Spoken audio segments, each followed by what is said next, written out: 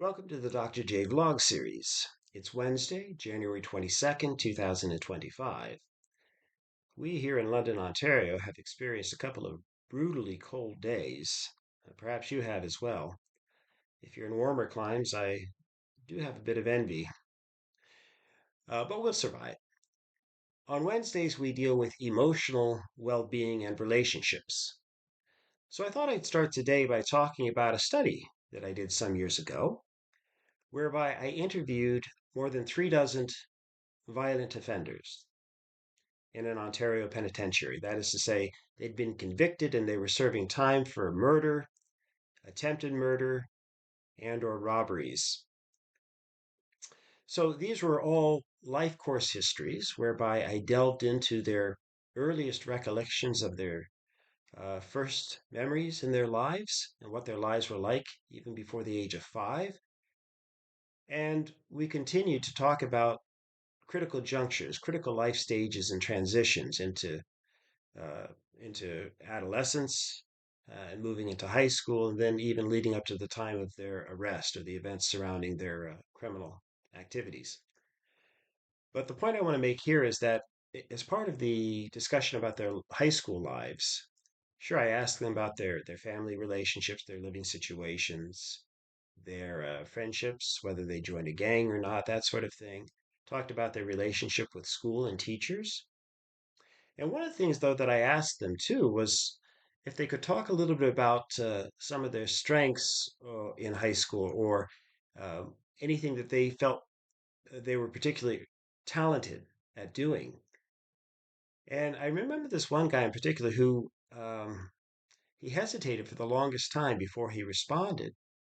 And then, with a sort of deep sadness in his eyes and in his voice, at least that's what I inferred, he said, he finally said, "Well, no one ever really praised me. I guess I never really thought I was good at anything, except maybe stealing." And I remember thinking to myself, wow, could that really be true?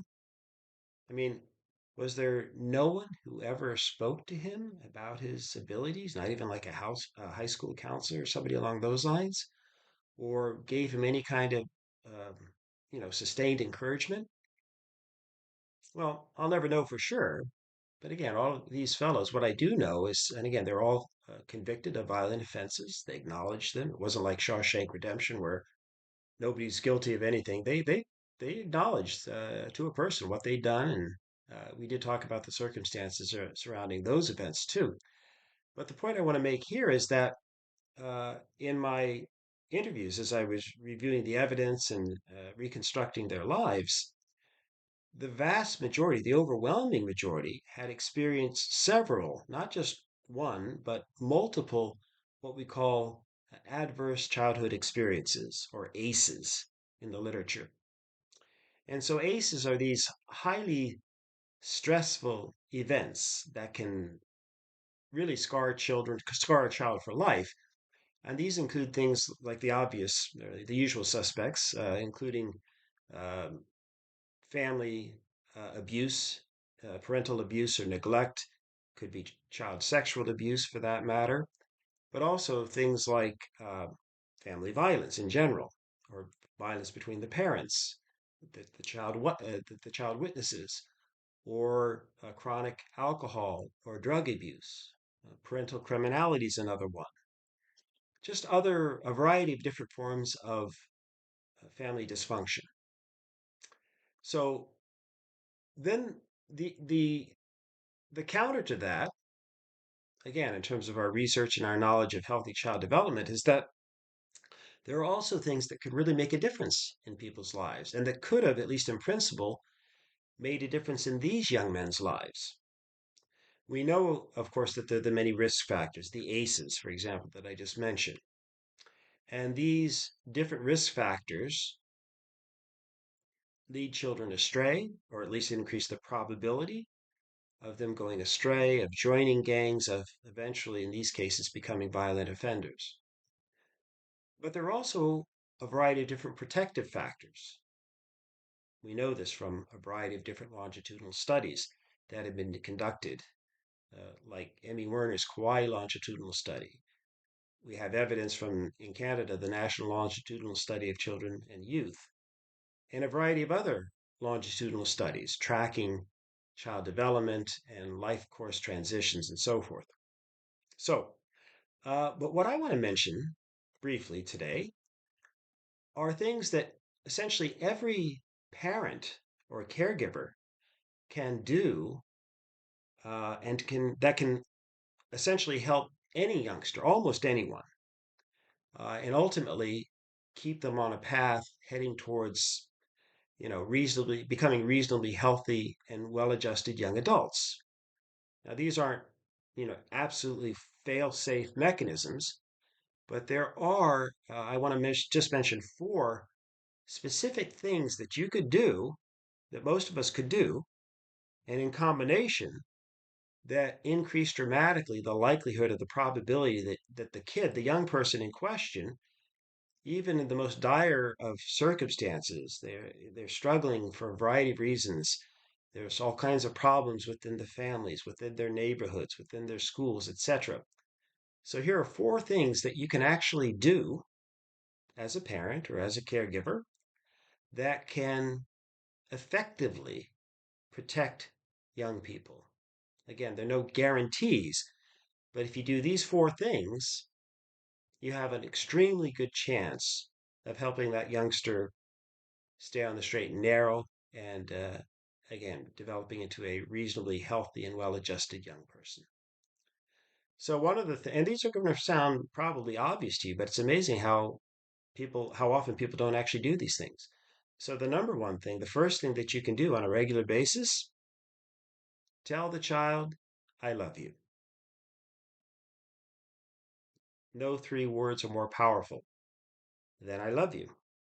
That affirmation, and really, of course, you have to mean it. It's not I love you or just, a quick one or once in a while. It's something that you convey on a regular daily basis to the youngster. And you convey that through your tone, through your expression. It's not a throwaway line. I mean, sometimes obviously it can be said very quickly and in passing, but more often than not, what you want to do is convey to the child that you truly do love them. And ideally, you'll also be following that up with your actions. And one of the most powerful actions that you could do, again, in addition to I love you, and to help protect your child, is to read to the child. Read to them, hopefully, ideally every night.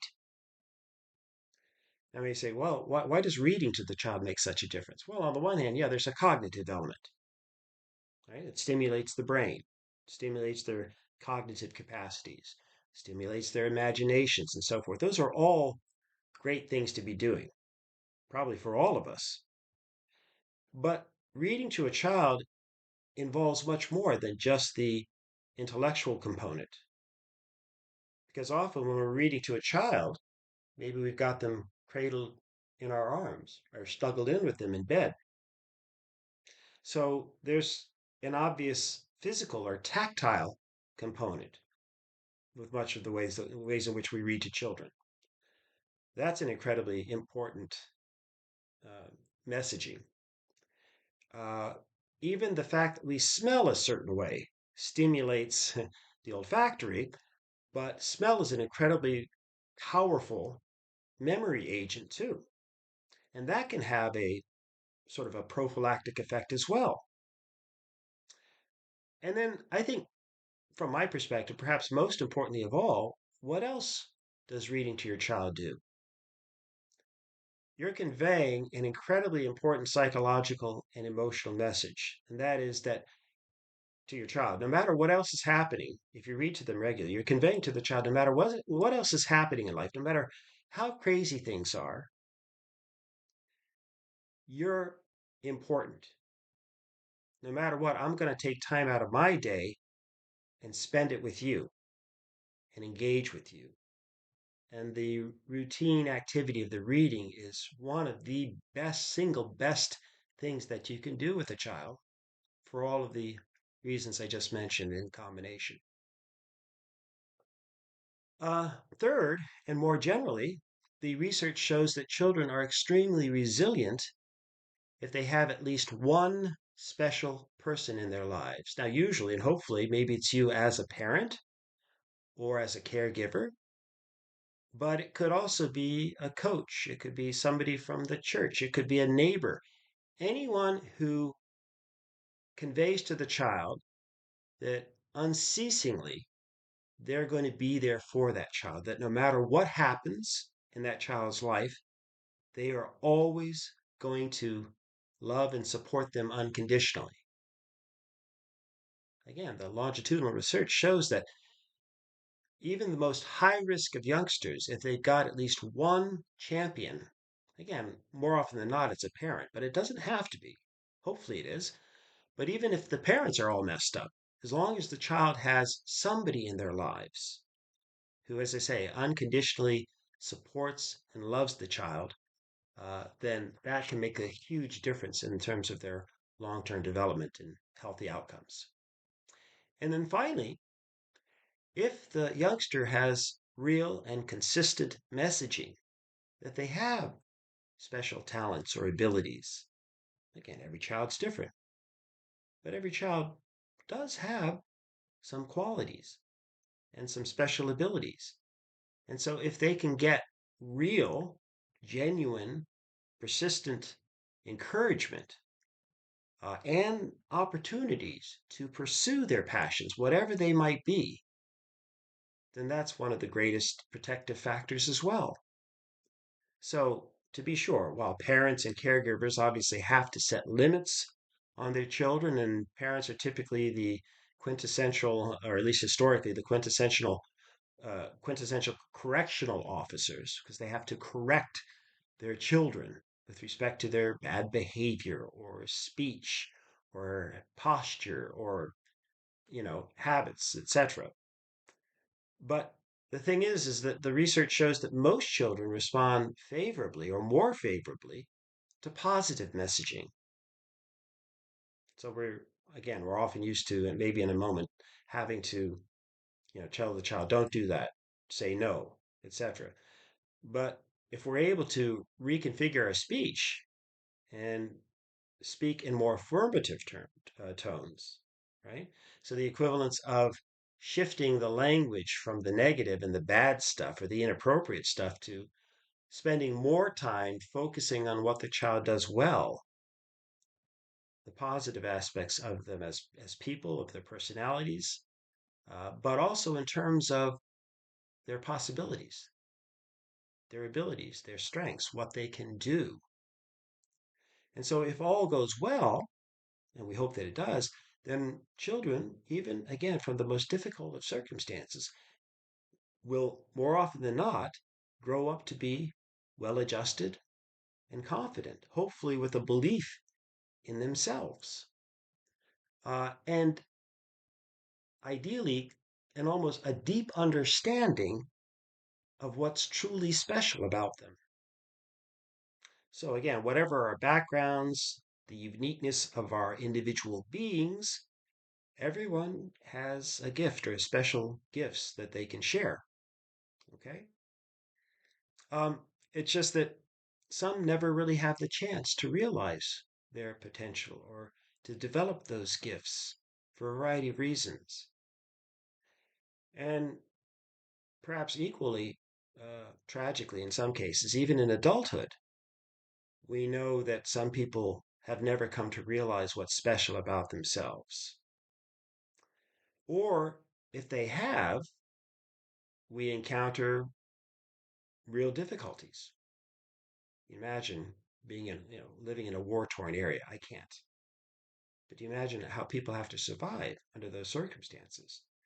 But other kinds of accidents may happen to us along the way, or we can be confronted with all kinds of, well, not all kinds of, but on occasion, catastrophic conditions. Again, we all know about the recent LA fires, for example. So life's going to present challenges to all of us. And certain life changing events can truly test our resolve. But ideally, we'll have learned to respond effectively. And that can be difficult because sometimes we feel like all hope might be lost. So I want to just share with you briefly the following clip from one of my favorite TV shows from back in the day, MASH. So let me start it here.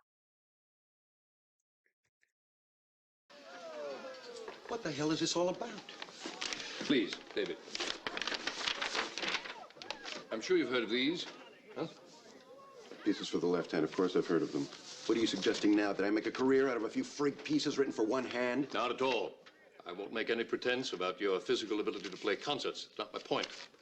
Are you familiar with the story behind the Ravel? No, and I don't It was really... written for an Austrian concert pianist named Paul Wittgenstein. He lost his right arm during the First World War. He embarked on a long search to commission piano works for the left hand alone. Composer after composer turned him down, but he refused to give up. Finally, he found Ravel, who, like him, was willing to accept this great challenge. Don't you see? Your hand may be stilled, but your gift cannot be silenced if you refuse to let it be. Gift? You keep talking about this damn gift. I had a gift, and I exchanged it for some mortar fragments, remember? Wrong. Because the gift does not lie in your hands. I have hands, David. Hands that can make a scalpel sing. Love that line. I'd suggest that that is certainly, among others, one of Chester's gifts. As he's speaking there. He has a passion for medicine, born of a native intelligence, perhaps, but obviously his schooling and his training. But what he's lamenting is that he doesn't have this other gentleman's gift. And here's how he makes that point, though. More than anything in my life, I wanted to play, but I do not have the gift. I can play the notes, but I cannot make the music. You've performed Liszt, Rachmaninoff, Chopin. Even if you never do so again, you've already known a joy that I will never know as long as I live. Because the true gift is in your head, and in your heart, and in your soul. And you can shut it off forever, or you can find new ways to share your gift with the world, through the baton, the classroom, the pen. As to these works, they're for you. Because you and the piano will always be as one.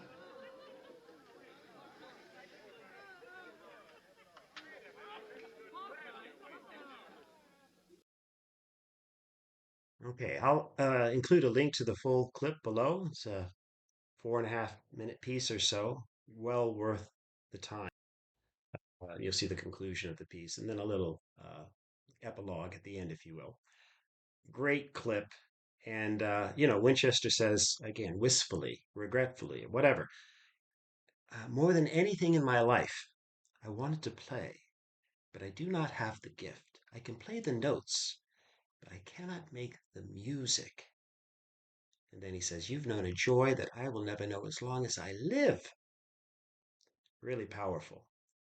So, but again, to his credit, Winchester's trying to help out this soldier who's lost his ability, his right arm, and this has compromised his ability to ever be able to play a piano again. So, do look at the whole clip. I'll include the link below.